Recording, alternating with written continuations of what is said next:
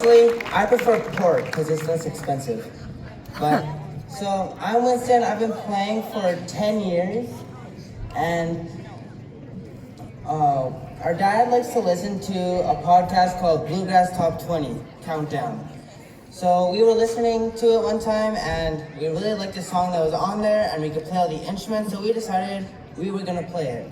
It's called West Dakota Rose. It was written by Christopher Henry and was made famous by a little-known band you might recognize by the name Billy Strings. This is West Dakota Rose.